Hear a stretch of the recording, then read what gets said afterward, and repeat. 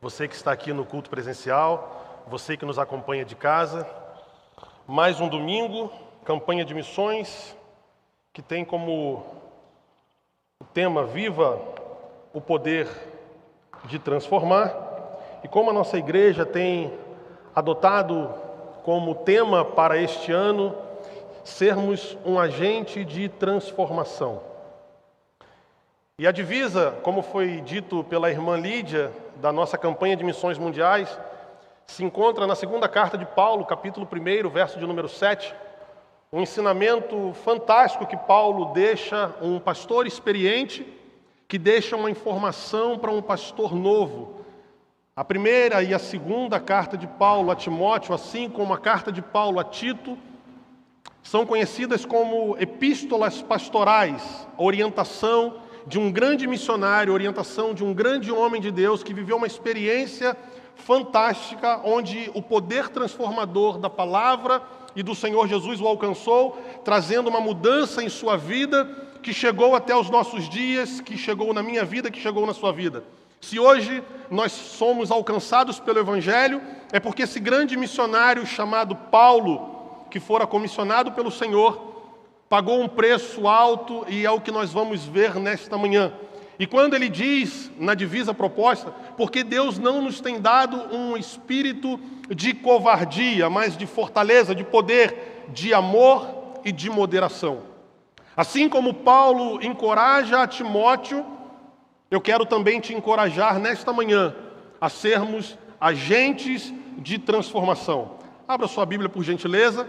Segunda carta de Paulo a Timóteo, capítulo de número 4, verso de número 6 até o verso de número 18. 2 Timóteo, capítulo 4, do verso 6 ao verso 18, que diz assim a palavra do Senhor: Quanto a mim, já estou sendo oferecido por libação, e o tempo da minha partida chegou. Combati o bom combate, completei a carreira, guardei a fé. Desde agora me está guardada a coroa da justiça, que o Senhor, reto juiz, me dará naquele dia, e não somente a mim, mas também a todos os que amam a sua vinda. Verso 9. Empenhando-se por vir até aqui o mais depressa possível, empenhem-se por vir até aqui o mais depressa possível, porque Demas, tendo amado o presente século, me abandonou e se foi para Tessalônica. Crescente foi para a Galácia. Tito foi para a Dalmácia. Somente Lucas está comigo. Encontre Marcos e traga-o junto com você, pois me é útil para o ministério. Quanto a Tíquico, mandei-o para Éfeso.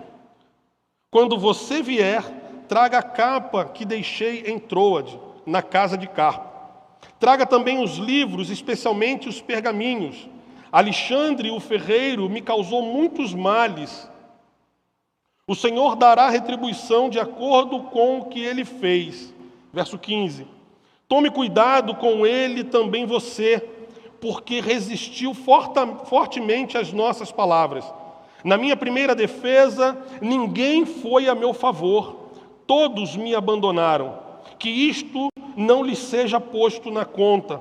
Mas o Senhor esteve ao meu lado e me revestiu de forças, para que através de mim a pregação fosse plenamente cumprida e todos os gentios a ouvissem.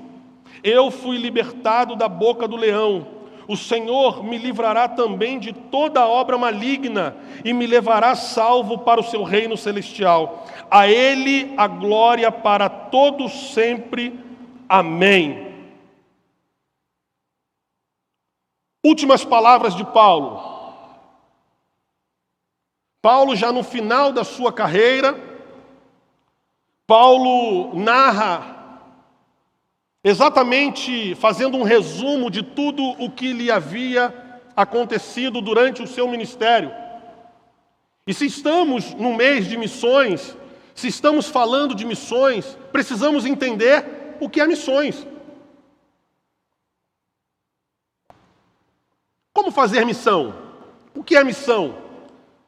Se olharmos para os militares que a todo instante estão se preparando para uma missão. Essas pessoas estão dispostas a, se possível, entregar a sua própria vida para cumprir o propósito do seu comandante, aquele que o designou. E missões é a incumbência que alguém recebe para fazer algo. E no Evangelho de Mateus, no capítulo 28, verso 19, o grande mestre Jesus, ele deixa uma incumbência, uma palavra no imperativo dizendo: ide por todo o mundo e fazei discípulos em todas as nações. Ele não deixa que nós escolhemos se vamos fazer ou não. Ele coloca a palavra num termo imperativo: ide, vá. Eu estou mandando você ir, eu não estou perguntando se você quer. Eu não estou perguntando se isso é favorável para você. Eu estou apenas dizendo: vai, faz missões. Vai, pregue a minha palavra. Vai, faz discípulos. E para fazer discípulos, primeiro eu preciso me tornar um discípulo. Eu só consigo fazer discípulos quando eu me coloco na condição de discípulo. E para me colocar na condição de discípulo, eu preciso entender e receber a Jesus como meu único e suficiente Salvador. A Bíblia nos mostra no livro de Isaías, 700 anos antes de Cristo, um homem que passa 5 capítulos anunciando a palavra ao povo de Israel, um homem que andava na presença de Deus, mas que após uma grande perda, a Bíblia diz que no capítulo 6, Isaías começa descrevendo: no ano em que morreu o rei Uzias, eu, Isaías, vi o Senhor assentado no seu trono, e diante da visão que Isaías tem, Isaías contempla serafins, anjos de fogo, sobrevoando o Senhor com 6 asas. E a Bíblia diz que na visão de Isaías, os anjos cobriam seus pés com 2 asas, cobriam o seu rosto com 2 asas, e com 2 asas voavam, clamando, olhando uns para os outros, dizendo: Santo, Santo, Santo é o Senhor dos exércitos, a terra está cheia da sua glória. Se os anjos declaram nos céus que o Senhor é santo, por que nós na igreja também não declaramos: Santo, Santo, Santo é o Senhor dos exércitos? A Bíblia diz que quando Isaías tem essa visão, os umbrais da porta do templo tremem. Isaías percebe que o templo é chacoalhado pela presença e o poder de Deus.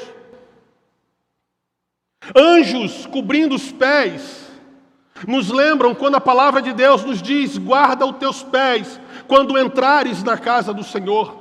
Entrar na casa do Senhor é para reverenciar, glorificar, exaltar e prestar culto àquele que é digno de toda honra, de toda glória e de todo louvor.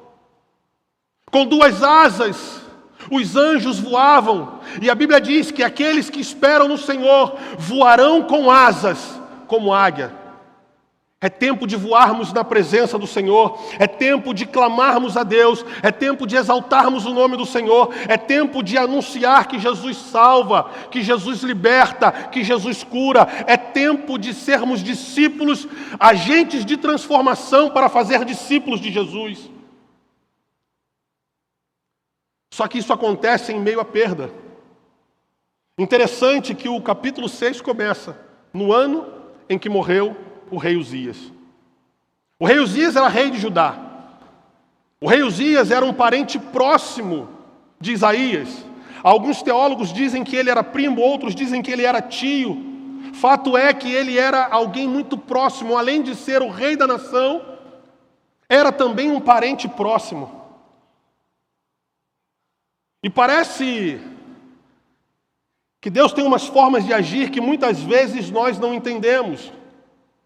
Nos momentos de maior dor, nos momentos de maiores perdas, parece que são exatamente esses momentos que Deus usa para falar ao nosso coração, para nos despertar, para chamar a viver uma vida de transformação na sua presença.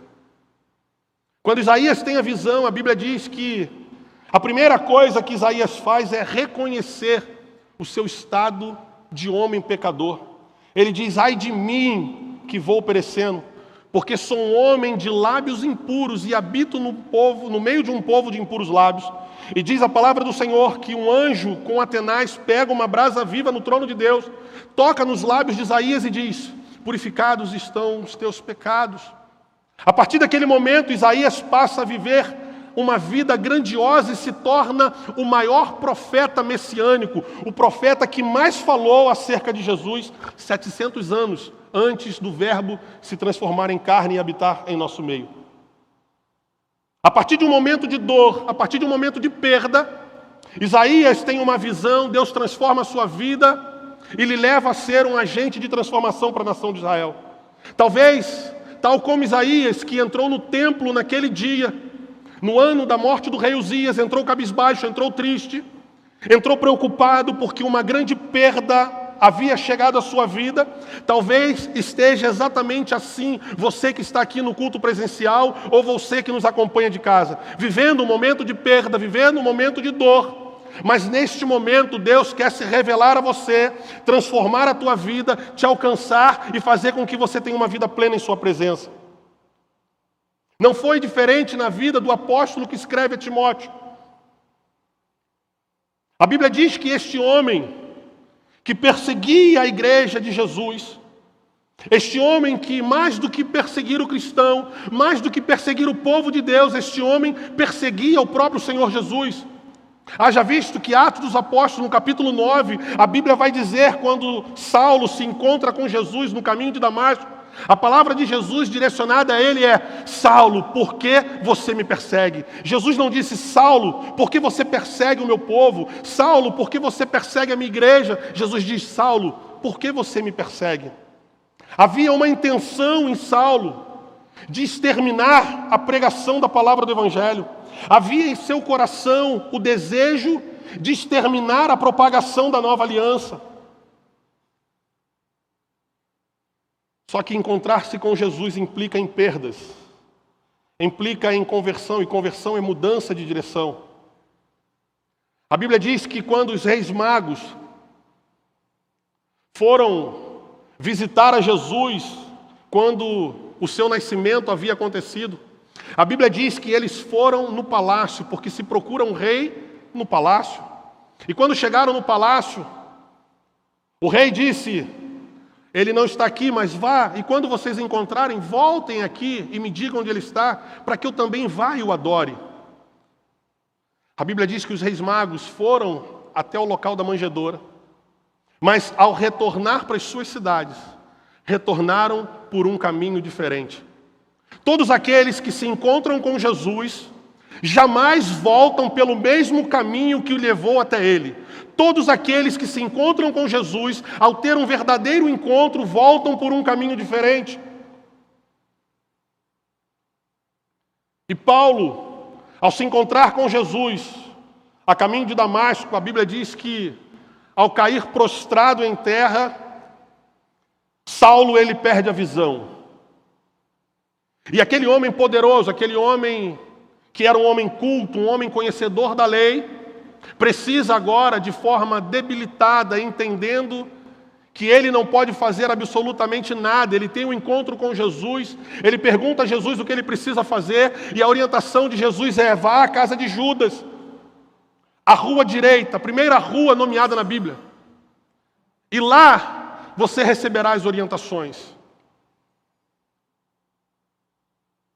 Deus toca no coração de Ananias, que vai à casa de Judas orar por Paulo. Mas o importante é que quando Paulo tem um encontro com Jesus no caminho de Damasco, ao entender que Jesus falara com ele, ele diz: eis-me aqui, Senhor, e ele segue agora ouvindo a voz de Jesus. E ouvir a voz de Jesus é algo fundamental para nós nos tornarmos discípulos do Senhor. O que eu preciso fazer para ser um agente de transformação? O que eu preciso fazer para verdadeiramente me tornar um discípulo de Jesus?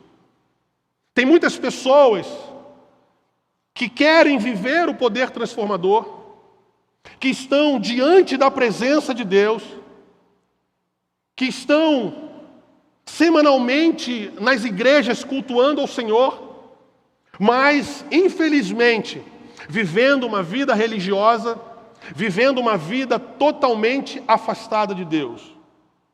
Jesus, certa vez, ao se encontrar com o povo de Israel, ele disse: esse povo me honra com seus lábios, mas o coração está muito longe de mim. Um povo que frequentava o templo, um povo que oferecia sacrifícios, mas que o coração estava diante de Deus, distante de Deus. Infelizmente, ainda hoje em nosso tempo, muitas pessoas estão indo à igreja, entraram no Evangelho, mas o Evangelho não entrou no coração delas. E como agentes de transformação, precisamos ser arautos do Senhor, anunciar as boas novas, para que Jesus alcance não só os que estão longe, mas também os que estão perto.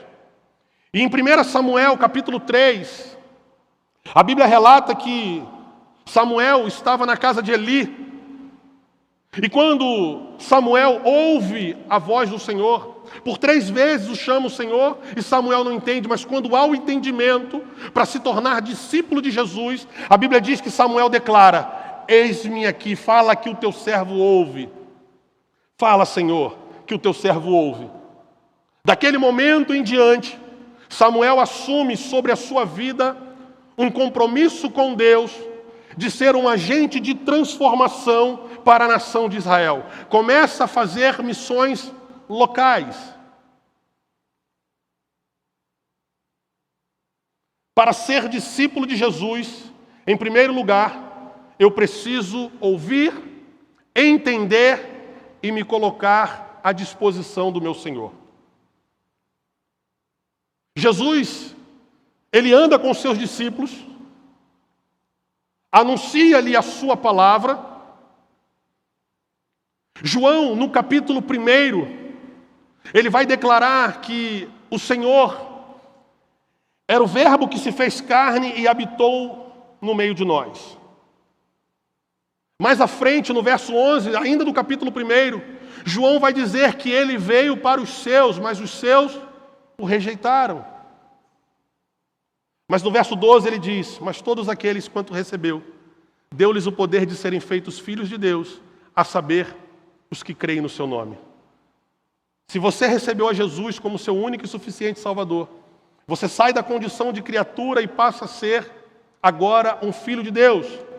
E Pedro, em sua primeira carta, no capítulo 2, verso 9, ele diz que nós fomos feitos geração eleita, sacerdócio real, nação santa, povo exclusivo de Deus, para anunciar as grandezas daquele que nos chamou das trevas para a sua maravilhosa luz.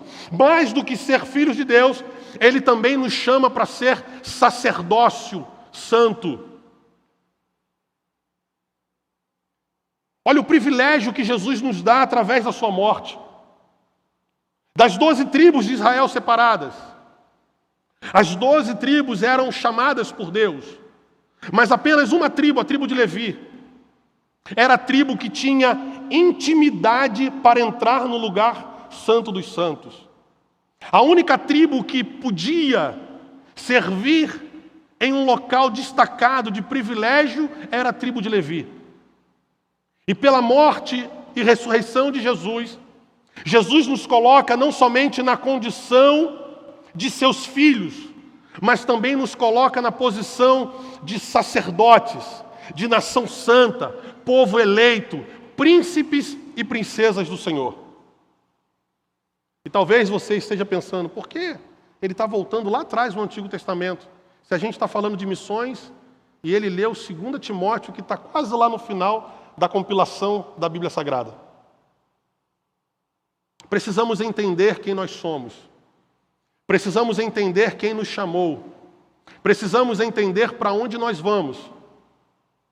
Porque se nós não tivermos clara a nossa missão, se nós não tivermos claramente a nossa direção, poderemos ficar pelo caminho, poderemos murmurar como o povo murmurou no deserto, poderemos perder a visão que Deus colocou muito clara, que nós estamos somente de passagem. Como o apóstolo Paulo diz, se esperarmos de Deus somente nessa vida, somos os mais miseráveis de todos os homens. Jesus, então, após morrer, Jesus ressuscita, anda 40 dias com seus discípulos, e na festa de Pentecostes, 10 dias antes da festa de Pentecostes, que é celebrada 50 dias após a festa de Páscoa, a Bíblia diz que Jesus ele vai passar suas últimas orientações para os seus discípulos. Ele já havia falado aos seus corações, ele já havia os chamado para andar na sua presença. Os discípulos ouviram a voz, entenderam a sua realidade, se achegaram a Jesus. Jesus morre, ressuscita e agora vai passar as últimas orientações para que eles deem sequência ao plano de Deus. No capítulo 1, verso 8 do livro de Atos, livro que narra a história da igreja, a Bíblia diz que Jesus vai falar claramente para os seus discípulos: ficai em Jerusalém até que do alto vocês sejam revestidos de poder. Não bastava sair tão somente com a experiência de viver andando aqueles 3 anos com Jesus. Para ser uma igreja que não tem espírito de covardia, para ser uma igreja movida pelo poder de Deus, para ser uma igreja movida por amor e moderação, precisava se cumprir Atos dos Apóstolos, capítulo 2. A igreja precisava ser revestida de poder, a igreja precisava ser revestida de autoridade, e por isso Jesus diz: ficai em Jerusalém até que do alto vocês sejam revestidos de poder. E mais uma vez Jesus vai ratificar a necessidade de anunciar o Evangelho. E ele diz: e vocês serão minhas testemunhas em Jerusalém, Judeia, Samaria e até os confins da terra. Farão missões mundiais. Trazendo para os nossos dias, Atos 1:8, ser testemunha de Jesus em Jerusalém significa ser testemunha de Jesus dentro da nossa casa. Ser testemunha de Jesus no lugar onde estamos plantados. Ser testemunha de Jesus na igreja onde estamos inseridos. Ser testemunha de Jesus no local onde estudamos, no local onde trabalhamos, local que está próximo a nós. Jesus reveste a sua igreja de poder, mas ele diz: sejam minhas testemunhas. Sejam testemunhas também na Judéia. Abrange um pouquinho maior, abrange um espaço um pouco maior, um distanciamento um pouco maior. Só que o mestre também diz: sejam minhas testemunhas em Samaria. E ser testemunha em Samaria, meu irmão, minha irmã, é algo muito difícil. Porque Samaria é o lugar onde estão os inimigos. Lembram-se que o povo de Israel não se davam com os samaritanos. Quando as nações foram divididas, quando Roboão e Jeroboão separam as tribos, 2 tribos vão para um lado, 10 tribos vão para outro lado. É criado um novo local de adoração, é criado um novo momento de sacrifício, são levantados sacerdotes que não foram segundo a orientação que Deus havia dado a Moisés. Por isso que quando Jesus se encontra com a mulher samaritana, há uma dificuldade de entendimento, porque ela vai dizer: Senhor, aonde nós devemos adorar? Aqui no monte ou em Jerusalém? Só que a Bíblia diz que o ladrão ele veio roubar, matar e destruir, mas para isso se manifestou o Filho de Deus, para desfazer toda a obra do diabo. Jesus então pega aquele impasse e diz para a mulher: olha, nem é lá nem aqui, chegará o tempo em que o Pai buscará os verdadeiros adoradores, que o adorarão em espírito e em verdade. Jesus está trazendo a unificação daquilo que fora separado. Precisamos ser testemunhas de Jesus nos locais onde não somos bem recebidos. Para sermos agentes de transformação, precisamos levar o Evangelho a muitas pessoas que nos fazem mal, a muitas pessoas que pensam diferente de nós, a muitas pessoas que muitas vezes nos atacam. E aí sim, estenderemos a obra missionária para todos os confins da terra.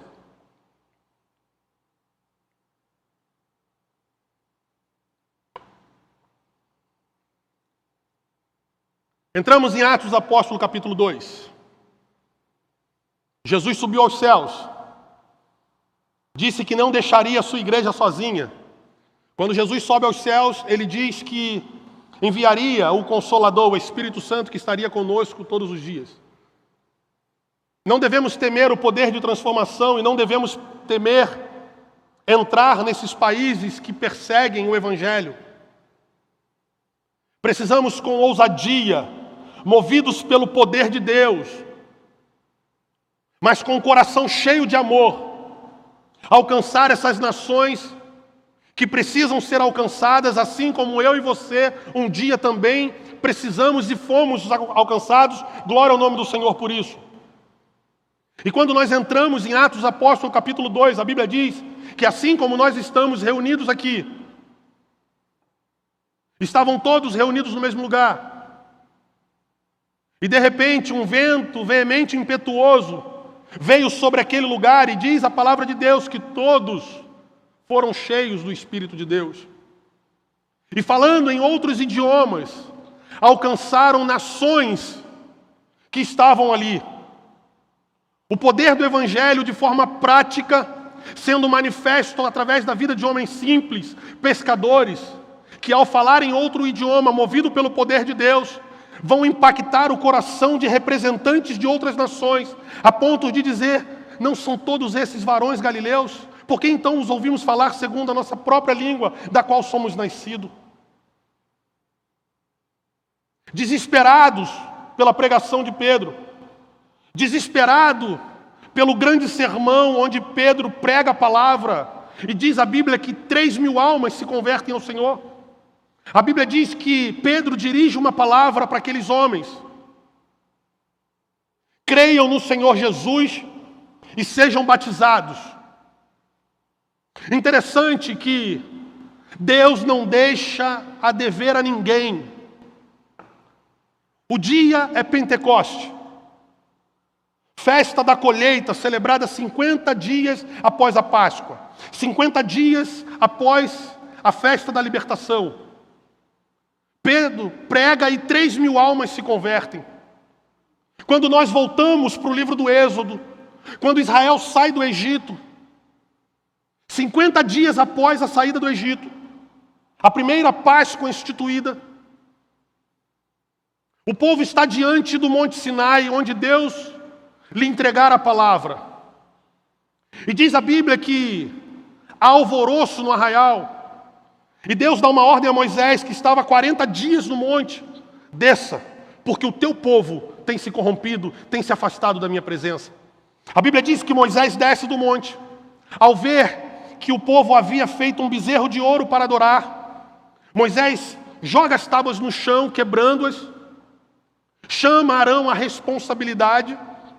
Os levitas se arrependem, se achegam diante de Moisés, e naquele dia, diz a Bíblia, que cerca de 3.000 vidas foram ceifadas por desobedecer a palavra de Deus.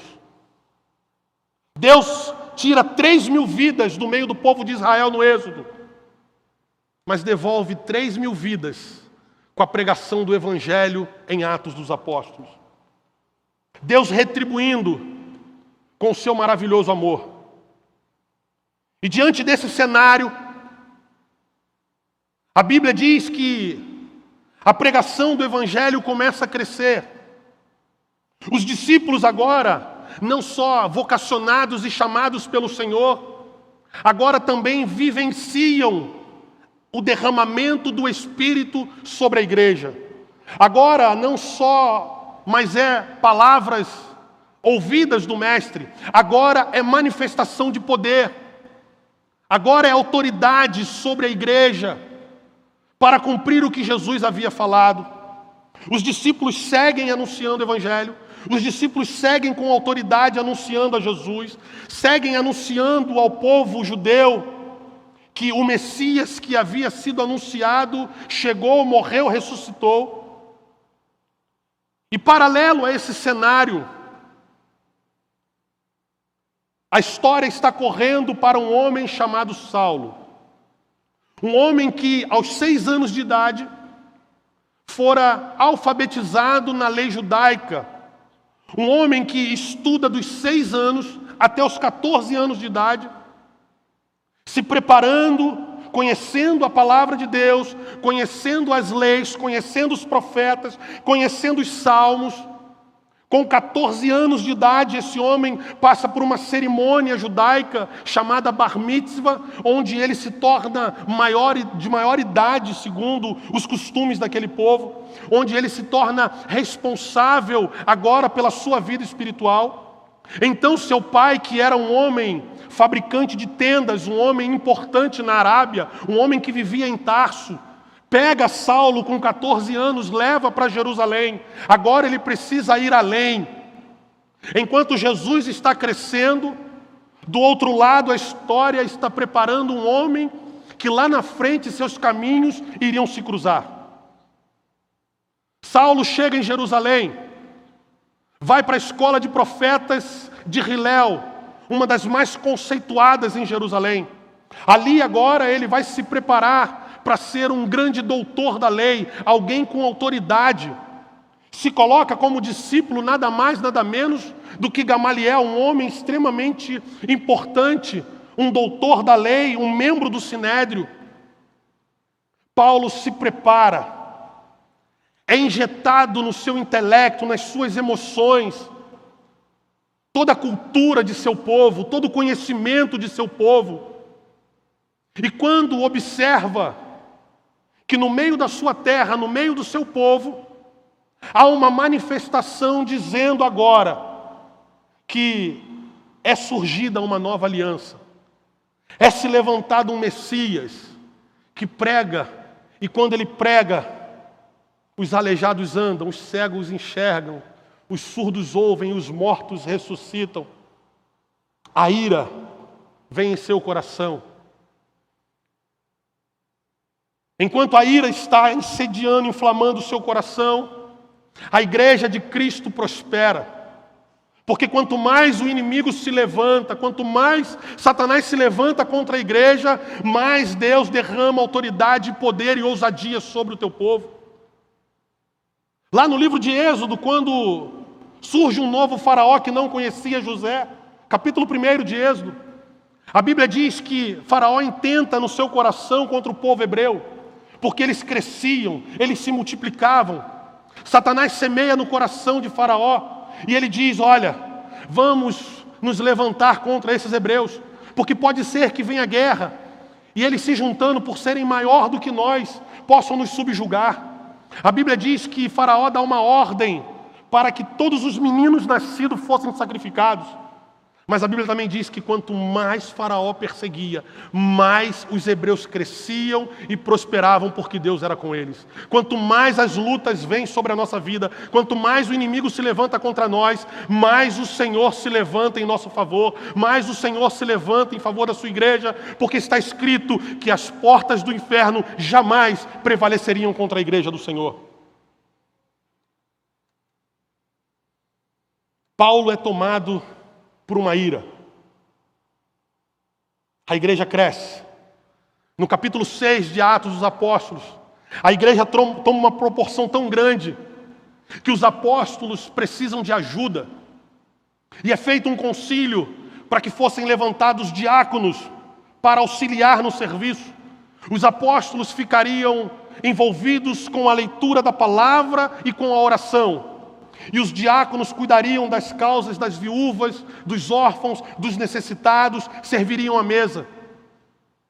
No capítulo 7, um dos que haviam sendo levantados como diácono, no capítulo 6, ele confronta o povo hebreu, ele confronta as leis que eram pregadas pelo povo hebreu. E Saulo, movido por uma intensa raiva contra essa nova mensagem, vai militar contra este homem chamado Estevão. O texto diz que Estevão é acusado de uma coisa que ele não havia feito. O texto diz que Estevão é levado para fora da cidade. E como a lei judaica naquele período que estava em vigor era que os hereges, que os blasfemos fossem apedrejados até a morte. Estevão é apedrejado. E diz a Bíblia que enquanto Estevão está sendo apedrejado, ele vê os céus abertos e vê o Senhor Jesus. E a oração de Estevão é: Pai, não lhes impute esse pecado, porque eles não sabem o que fazem. Diante de momentos adversos, nós podemos olhar a situação em 3 óticas. A primeira, na ótica do povo que apedrejava Estevão. Não tem mais jeito, este é o teu fim. Na ótica de Saulo, vendo teus opositores dizendo: não adiantou, eu te persegui, te alcancei e você é um derrotado. Ou na ótica de Estevão, eu vejo os céus abertos e o Filho de Deus me esperando. Diante de um momento de adversidade, que sejamos ou que tenhamos a nossa visão, não uma visão pessimista, uma visão de covardia, mas uma visão de esperança, que saindo desta vida, serei recebido pelo meu Senhor, para viver com Ele eternamente. Estevão é morto. Naquela mesma noite em que Estevão fora apedrejado, os irmãos que estavam vivendo em Jerusalém se dispersam. Buscam abrigo em Chipre, buscam abrigo em Antioquia e buscam abrigo em Damasco. E Paulo, no capítulo 9, ele pede cartas, porque o desejo dele é exterminar. As nações que estamos orando têm o desejo de exterminar a pregação do Evangelho em seu território, tal como Paulo fez, as nações querem fazer atualmente. Porque o desejo do nosso inimigo, o inimigo de nossas almas, é que o Evangelho de Jesus não chegue às nações, não chegue aos corações, para que essas pessoas não sejam impactadas e sofram o poder transformador de Jesus. Paulo, então, no capítulo 9 de Atos, ele pede carta e se dirige a Damasco. E quando, a caminho de Damasco, ele tem um encontro com Jesus, e aqui eu começo a pregar agora. Só foi uma introdução.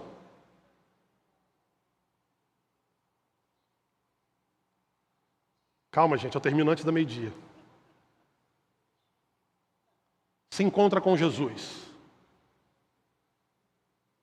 E quando ele se encontra com Jesus, eu já disse no início, ele vai à rua da direita, a casa de Judas, é visitado por Ananias, está cego. Ananias ora por ele, impondo-lhe as mãos. A Bíblia diz que ele volta a enxergar, é batizado, desce ao batistério como Saulo e levanta do batistério como Paulo. O perseguidor de Jesus morreu. Ficara lá no batistério. Ficara lá na cidade de Damasco. Agora esse homem, impelido pelo poder de Deus, impelido pelo amor de Jesus, sofrendo a transformação que o Evangelho lhe causara no seu coração, sendo impactado porque mesmo conhecedor da lei, mesmo conhecedor da palavra, mesmo conhecedor da verdade, ele precisava se encontrar com Jesus. João diz, e conhecereis a verdade, João 8,32, e a verdade vos libertará. Paulo conhecia a verdade, mas no verso 36, João faz um complemento. Se, pois, o Filho vos libertar, verdadeiramente sereis livres. Paulo conhecia a verdade, mas precisava ser liberto pelo Filho. Então, Paulo sai de Damasco, volta para sua cidade, volta para Tarso, na Arábia, e diz os estudiosos que ele passa 3 anos, vai aos pés do Sinai e começa a relembrar tudo o que ele havia aprendido desde sua infância. Desde os 6 anos de idade, quando ele começa a estudar a palavra de Deus, Paulo começa a relembrar que fora no Sinai que Deus anunciara a palavra ao povo hebreu.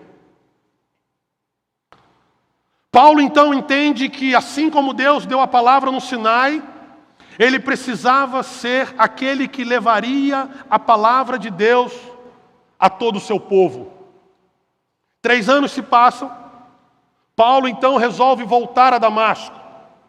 Chegando em Damasco, Paulo entra na sinagoga, prega a palavra de Jesus, fala da morte e ressurreição, é recebido pelos seus irmãos como um herege, aquele que negou a fé judaica, aquele que negou os princípios ensinados por Moisés, aquele que está vivendo uma vida totalmente diferente daquilo que ele pregava.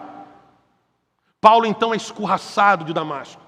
Diz a Bíblia que os cristãos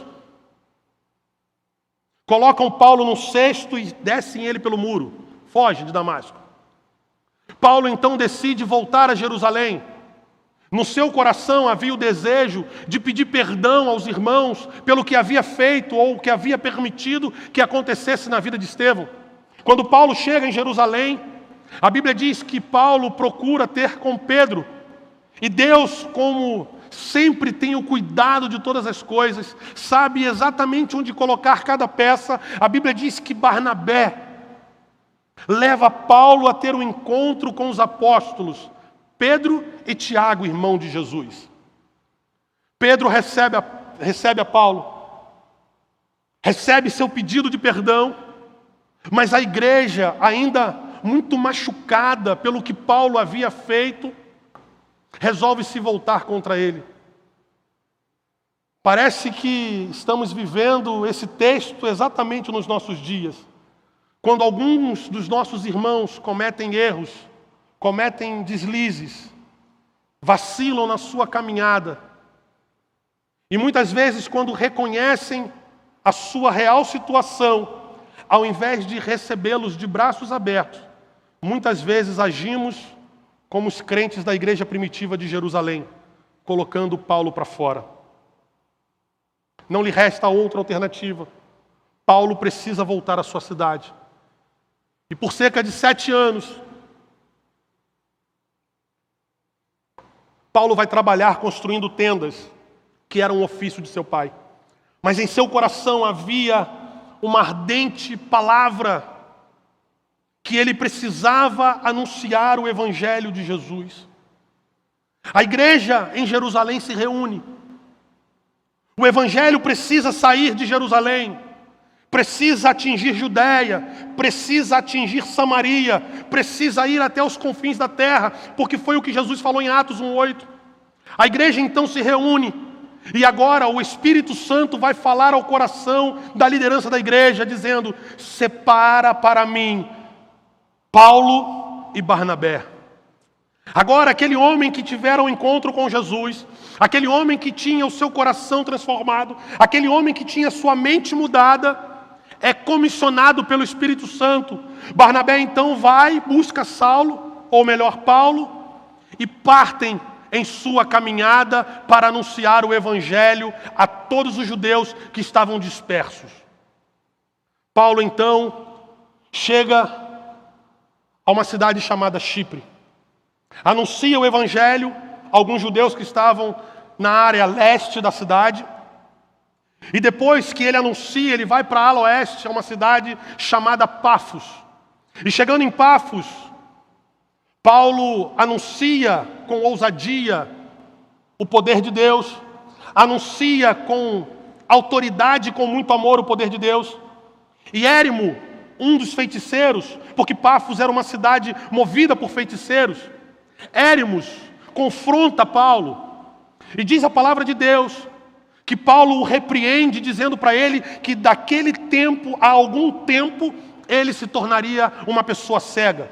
Automaticamente o poder de Deus age através da palavra de Paulo. Aquele feiticeiro fica cego e o governante romano daquela cidade se rende ao Evangelho. Paulo, então, tem a primeira conversão de alguém importante no Império Romano. Paulo segue a sua caminhada. Paulo segue anunciando a Jesus. Seu coração inflama. E Paulo agora sente o desejo de visitar a Ásia Menor.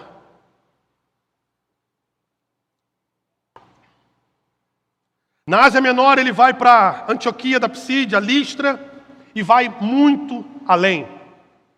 Quando ele chega em Antioquia da Psídia, ou Antioquia, ou cada um fala de um jeito, a Bíblia diz que Paulo vai anunciar o Evangelho de Jesus aos judeus que ali estavam.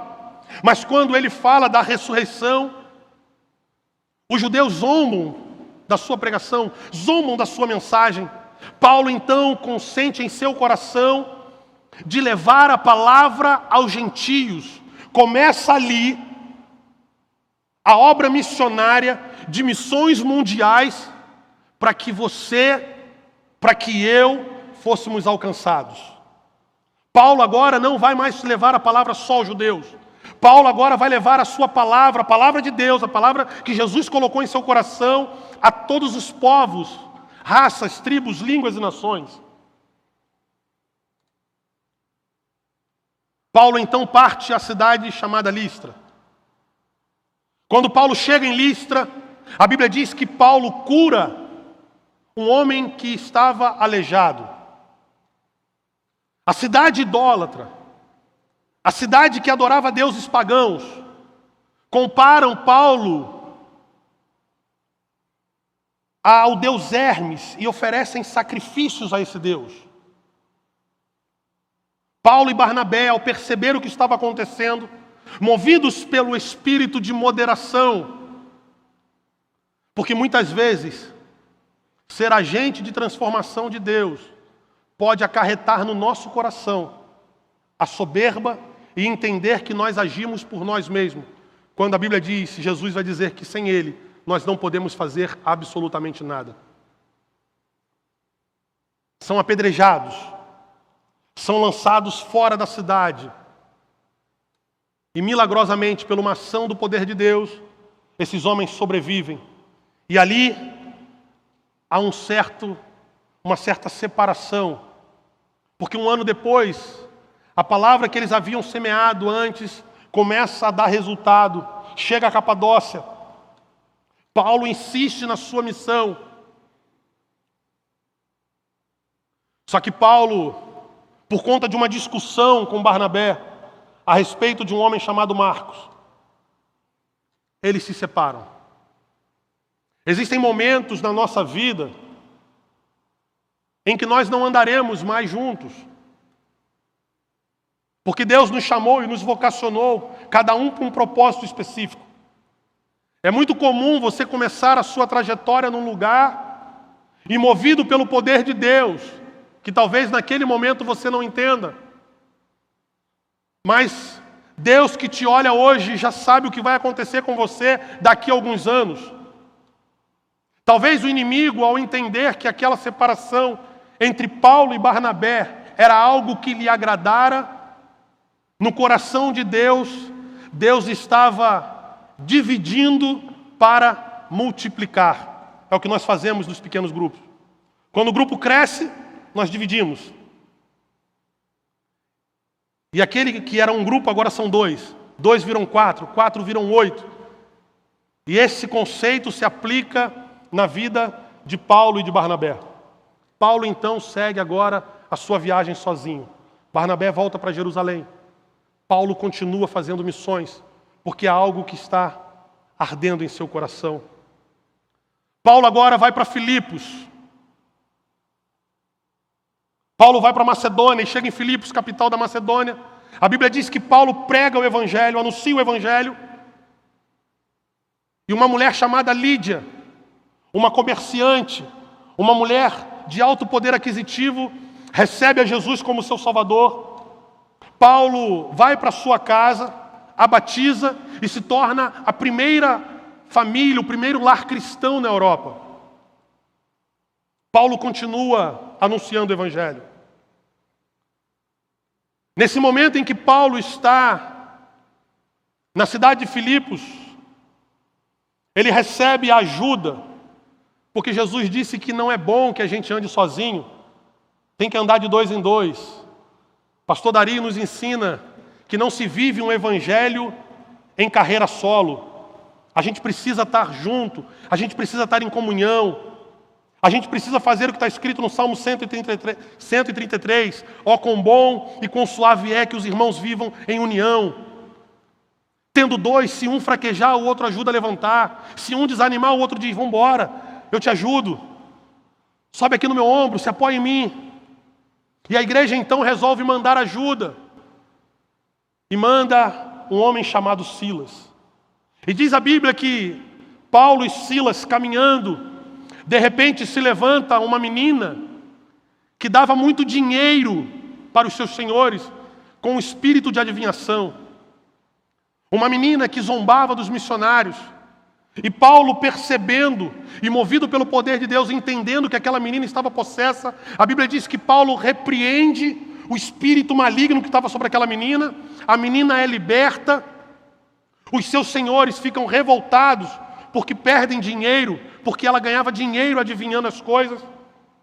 Este homem vai até o palácio da justiça, vai até o tribunal daquela cidade, reclama as ações que Paulo e Silas estavam fazendo, porque o poder transformador de Jesus estava na vida deles. Onde eles entravam, alguma coisa acontecia. O poder transformador de Jesus precisa estar na minha vida, precisa estar na sua vida, precisa estar na igreja.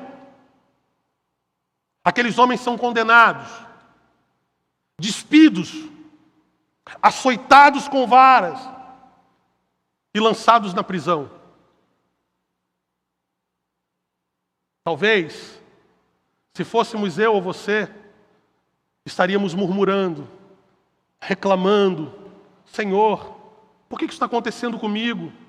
Sou fiel, sou dizimista, sou ofertante, estou presente nos cultos, ajudo o meu pastor, ajudo a minha igreja. Por que esse mal está vindo sobre mim? O mestre nos disse que no mundo nós teríamos aflições. E Paulo e Silas, entendendo, cheio de dores, açoitados, encerrados no cárcere, ao invés de murmurar, a Bíblia diz que Paulo e Silas louvavam ao Senhor. E enquanto eles adoravam ao Senhor, à meia-noite, a Bíblia diz que o cárcere tremeu, as cadeias caíram, e o soldado desesperado, temendo pela sua própria vida, ao se dirigir à cela que Paulo e Silas estavam, pensando em se matar, porque se os prisioneiros que estavam sobre a sua responsabilidade fugissem, ele seria cruelmente castigado. Mas Paulo, entendendo que todas as coisas contribuem para o bem daqueles que amam a Deus, Paulo e Silas aguardam dentro do cárcere e diz para o carcereiro, calma, não precisa tirar a sua vida. Nós ainda estamos aqui. O carcereiro fica desesperado. Paulo anuncia o evangelho. O poder transformador entra no coração do carcereiro. Ele se entrega a Jesus. Naquela mesma noite, ele é batizado. E no dia seguinte, por ser um cidadão romano, Paulo pede para ser liberto, porque a sua prisão havia sido injusta. Paulo e Silas seguem anunciando a Jesus. Agora, o seu destino é Atenas. O seu destino é a cidade onde está implantado o panteão dos deuses do Olimpo.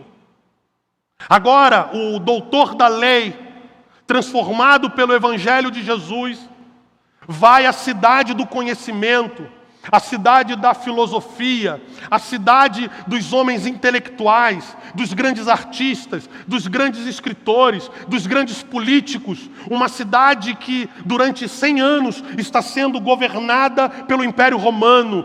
Paulo poderia ter parado a sua missão lá atrás, mas ele insiste. Ele mesmo vai escrever à igreja de Corinto. Portanto, meus amados irmãos, sejam sempre firmes, constantes e abundantes na obra do Senhor, sabendo que o vosso trabalho no Senhor não é em vão. Paulo segue anunciando a palavra de Jesus. Não é bem recebido pelos filósofos quando fala acerca da ressurreição. Então, de Atenas, Paulo agora se dirige a uma cidade portuária. Paulo se dirige a uma cidade que tinha uma depravação moral muito grande. Paulo se dirige à cidade de Corinto. Chegando em Corinto, Paulo, ao observar a cidade que vivia à sombra de um monte, no alto do monte havia um templo que era dedicado à deusa Afrodite, a deusa do amor, a deusa da prostituição. O templo abrigava em seu interior cerca de 1000 mulheres que satisfaziam o desejo de homens que chegavam de todos os lugares. Corinto, por ser uma cidade portuária, recebia mercadores de vários locais. Era uma cidade de muito trânsito. E essas mulheres estavam ali preparadas para servir ao desejo da carne de todos aqueles homens. Não bastasse a deusa Afrodite, Corinto também venerava Dionísio, um deus que era venerado por ser o deus do vinho, por ser o deus da música. Uma cidade envolta a orgias, uma cidade envolta a perversidade. E Paulo é plantado naquele lugar, não para falar do amor de Afrodite, um amor que traz desejo carnal, mas para anunciar o amor declarado em João 3,16, um amor que transforma, um amor que liberta, um amor que traz a vida. Paulo passa 3 anos em Corinto, anuncia o Evangelho, vidas se convertem, planta a igreja, mas Paulo não pode parar, Paulo precisa seguir. Paulo então retorna à Ásia Menor. E ao retornar à Ásia Menor, Paulo chega na cidade de Éfeso. Uma cidade importante, uma das maiores cidades que vivia livre do jugo romano e vivia única e exclusivamente pautada nos seus deuses pagãos, pautada nas suas leis. Paulo então chega naquela cidade, observa que sacrifícios humanos eram feitos. Paulo fica horrorizado, mas o seu coração arde a mensagem que Jesus lhe deu em Atos capítulo 9, de deixar de perseguir o Senhor e passar a anunciar o seu Evangelho. A cidade também tinha um templo gigantesco, onde pessoas de todos os lugares vinham oferecer a deusa Artemis, a deusa da fertilidade. A cidade tinha um teatro muito grande que comportava 1/10 da população de Éfeso. E diz a Bíblia que aquela cidade era movida pela idolatria. Ourives fabricavam deuses de prata da deusa Artemis para que os viajantes chegassem, comprassem e colocassem no altar, oferecendo aquela deusa. Paulo então vai ao teatro de Éfeso, movido pelo Espírito de Deus. Paulo prega o que está escrito em Efésios capítulo 6, falando a respeito da armadura de Deus. Paulo prega Efésios 6 com autoridade. Ao ouvir a palavra transformadora, a Bíblia diz que os feiticeiros, muitos, queimaram seus livros de feitiçaria em praça pública. Abandonaram a fé, a deusa da prosperidade e passaram a seguir Jesus. Se levantam contra Paulo, porque a economia quebra. À medida que pessoas se convertem, a economia quebra.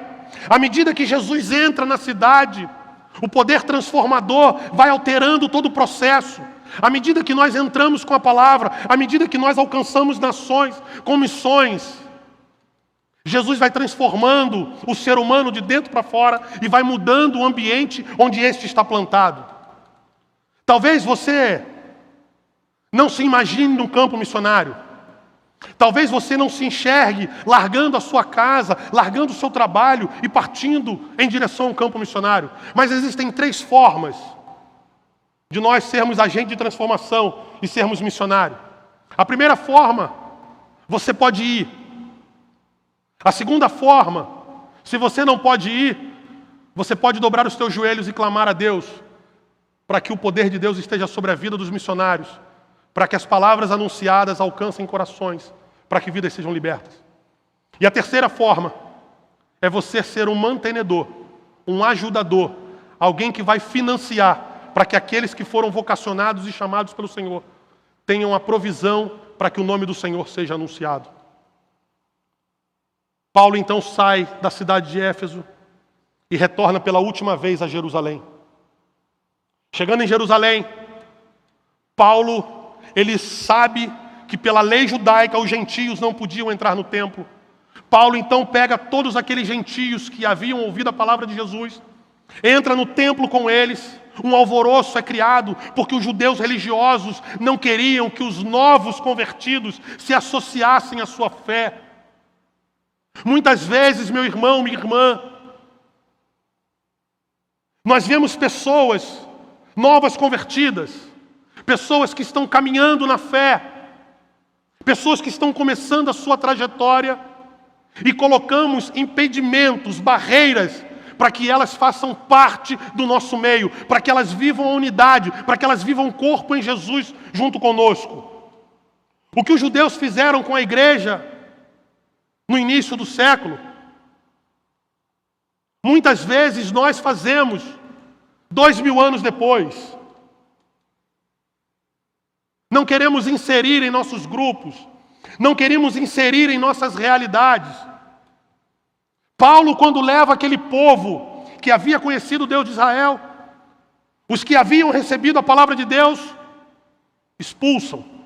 O alvoroço é criado. Paulo é aprisionado, é levado ao cárcere, passa alguns meses preso. Deus fala em seu coração. Paulo, por ser um cidadão romano, pede a Deus, ou pede aos seus malfeitores, os seus algozes, para que seja julgado em Roma. Paulo então é conduzido a Roma. Uma viagem que traz perdas irreparáveis. Navio, ao passar próximo à ilha de Malta, a Bíblia diz que o navio vai a pique. Mas numa noite anterior, Deus havia falado a Paulo que o navio iria afundar, mas nenhuma vida iria perecer. Chegam à cidade de Malta, ou à ilha de Malta. Deus opera um milagre quando Paulo é picado por uma serpente. O poder de Deus é manifesto na vida de Paulo. Paulo, então, agora é conduzido à cidade de Roma. E pela Via Áquia, Paulo chega em Roma. E ao chegar em Roma, Paulo se encontra com alguns dos cristãos e se encontra com Pedro, que havia viajado antes. A Bíblia diz que eles pregam a palavra, mesmo Paulo estando encarcerado em prisão domiciliar. Anunciam o Evangelho de Jesus. Muitos são batizados. O poder de Deus é manifesto naquele lugar. Só que a cidade entra em colapso. O caos está estabelecido. E o imperador Nero precisa arrumar um bode expiatório. Precisa colocar na conta de alguém. E Nero então resolve incendiar a cidade de Roma. Das 14 cidades que haviam em Roma, 10 cidades pegam fogo e ficam com as chamas ardendo durante 7 dias e 7 noites. As 4 cidades que sobreviveram, as 4 cidades que não foram incendiadas, são as cidades onde os cristãos estavam vivendo. Nero, então, automaticamente coloca a culpa nos cristãos pelo ocorrido na cidade de Roma. É responsabilidade dos cristãos a nossa cidade ter sido destruída.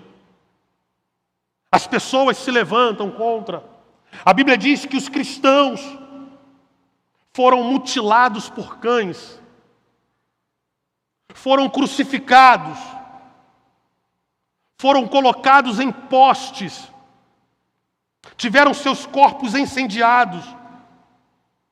E as chamas dos seus corpos serviam de iluminação para a cidade. Olha quanta coisa aconteceu, meu irmão, minha irmã, para que hoje essa mensagem tivesse sido anunciada para você. Olha quantas pessoas sofreram. Olha quantas pessoas foram martirizadas por amor ao Evangelho, para que essa palavra chegasse a você hoje.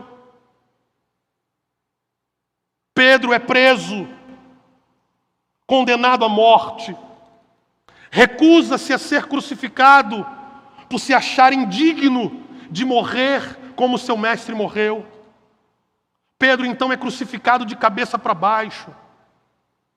Paulo é encerrado na prisão. E encerrado na prisão, Paulo escreve o texto que nós lemos no início da mensagem. Paulo escreve a sua última carta, a sua carta ao jovem pastor Timóteo. E eu queria que você voltasse no texto comigo, por gentileza.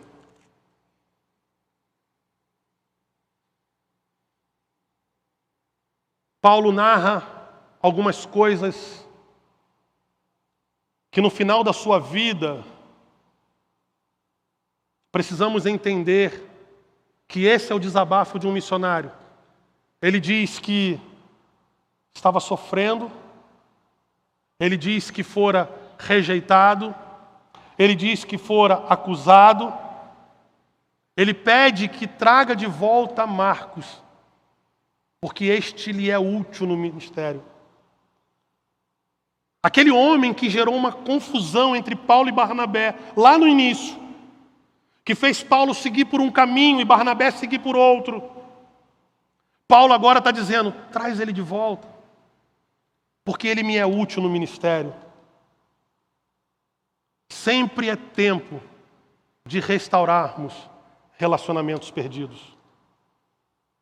Paulo diz, traga os livros, mas principalmente, traga os pergaminhos.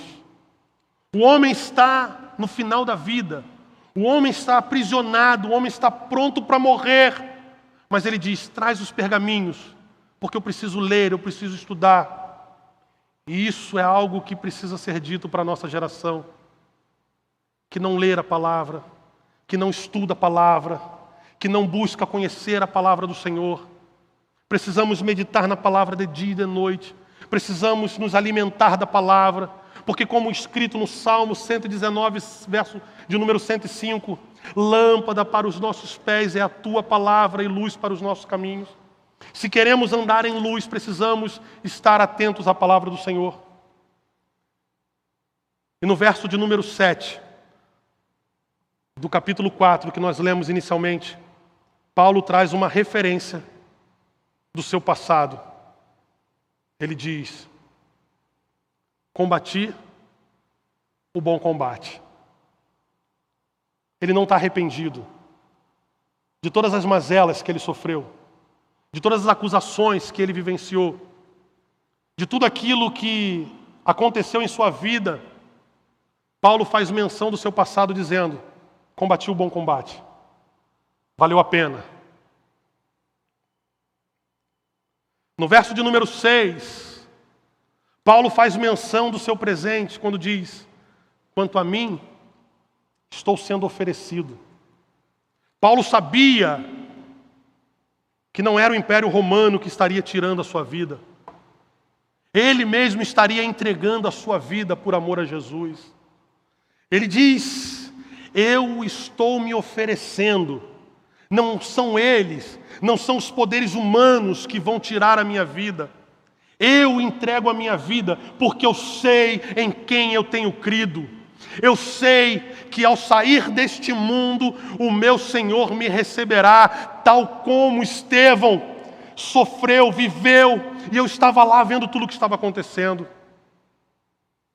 No verso 8, Paulo faz alusão ao seu futuro, dizendo, a coroa da justiça está me preparada. Independente, meu irmão, minha irmã, do que estamos atravessando, independente do que estamos vivendo, ao sairmos desta vida, precisamos ter a certeza de que há um novo nome para ser colocado sobre cada um de nós. Há uma coroa para ser colocado sobre a nossa cabeça. E é o que Jesus diz às igrejas da Ásia Menor. Ao que vencer, dar-lhe-ei, olha só o que você vai receber de Jesus, um novo nome. Você vai receber uma coroa. Jesus diz, guarda o que você tem para que ninguém tome a tua coroa. Precisamos estar constantemente vigilantes. Paulo tinha a certeza de que, embora condenado pela corte romana, Ele havia sido justificado pela corte celestial. Paulo, então, é levado para fora. Não foi crucificado por não ter que passar por uma humilhação de ser um cidadão romano. Mas Paulo é decapitado. Sua palavra continua sendo anunciada. As nações são alcançadas.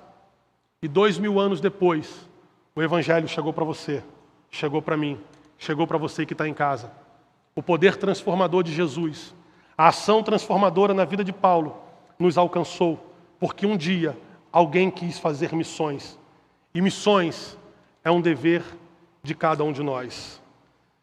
Paulo deixa escrito em Romanos, capítulo 10, verso 14 e 15. Como, pois, invocarão aquele em quem não creram? E como crerão naquele de quem não ouviram? E como ouvirão se não há quem pregue? E como pregarão se não forem enviados? Como está escrito, quão formosos os pés dos que anunciam o evangelho de paz, dos que trazem alegres novas de boas coisas. Se coloque de pé, por gentileza.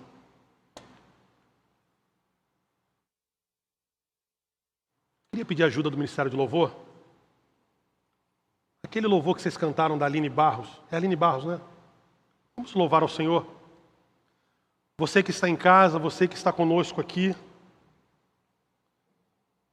A palavra de Deus foi anunciada. Nós vamos louvar ao Senhor neste momento.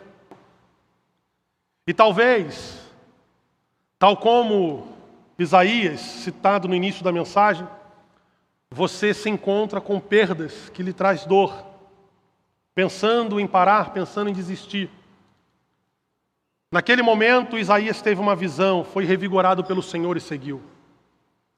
Paulo, de perseguidor ao apóstolo dos gentios, ao se encontrar com Jesus, teve a sua vida mudada.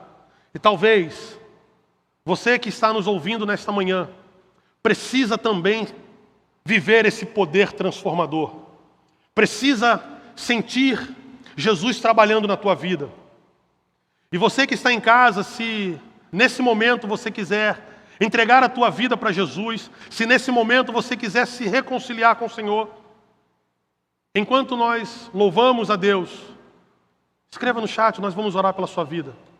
E você que está aqui presencialmente no culto em Brasilândia, se nesse momento você entende que esta palavra tocou no seu coração e que o poder transformador precisa produzir mudanças em você, eu te desafio a sair do seu lugar e não vir até mim, mas vir até o altar do Senhor e colocar diante dele: Senhor, assim como Paulo estava prostrado no caminho de Damasco, eu também me prostro diante do Senhor.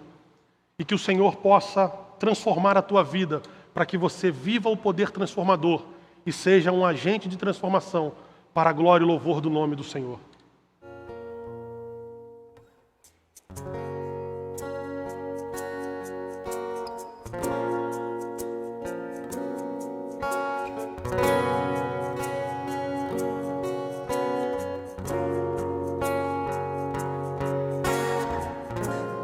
Tentaram me parar, me fazer desistir, mas eu não vou negar a fé que há em mim. Eu tenho a missão, eu vou seguir Jesus, porque eu não abro mão do evangelho da cruz, mesmo que pedras venham contra mim e com palavras queiram me intimidar, maior aquele que está em mim. Com Jesus sempre vou me levantar. Eu olho pra Jesus, pro amor de Deus na cruz. Eu clamo, Abba, Pai, ó, vem com seu poder. Eu olho pra Jesus.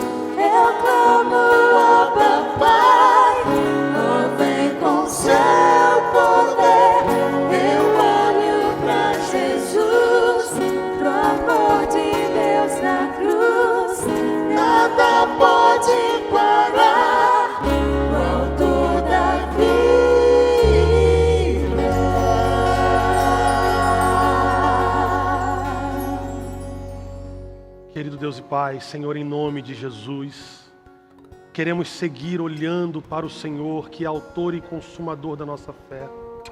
Não permita, ó Deus, que durante a nossa caminhada possamos recuar, ó Deus, porque a Tua palavra diz que o Senhor não tem prazer naquele que recua. Mas que nesta manhã, Senhor, possamos vivenciar o poder transformador. Que sejamos, ó Deus, impelidos, não, Senhor, com covardia. Que sejamos audaciosos, ó Deus, em anunciar a Tua palavra. Que sejamos corajosos, ó Deus, a entrar, seja onde quer que for. E ao abrir a boca, ó Deus, que haja manifestação do Teu poder. Que haja amor em nosso coração, ó Deus. Que sejamos moderados, entendendo as limitações de cada um. Senhor, em nome de Jesus, queremos viver o poder transformador, queremos ser agentes de transformação. Ó Deus, os Teus filhos que nesta manhã ouviram a Tua palavra, que a Tua palavra produza, Senhor, reverberação em seus corações, que ao longo do dia, ao longo da semana, esta palavra venha germinar e dar frutos para a glória e louvor do Teu nome. Ó Deus, Tua filha, que entende, Senhor, que precisa desse poder sobre tua vida, Deus, ajuda na caminhada. Teus filhos que estão em casa, ó Deus, cultuando conosco. Talvez, ó Deus, aqueles que estão ao vivo, ou aqueles que assistirão este culto, esta mensagem, em um tempo em que nós não sabemos. Mas sabemos, ó Deus, que a Tua palavra, ela não volta vazia. E por certo, ó Deus, alcançará um coração vazio, um coração pronto para receber a palavra do Senhor, um coração como um campo missionário, produzirá, Senhor, mudanças, tal como aconteceu na vida de Saulo, e será, ó Deus, agente de transformação, para que outras vidas sejam alcançadas pelo Senhor. Obrigado, ó Deus, por tudo que o Senhor tem feito, e muito obrigado, ó Deus, por tudo aquilo que o Senhor ainda há de fazer. Louvamos o Teu nome e Te agradecemos em nome de Jesus. Amém.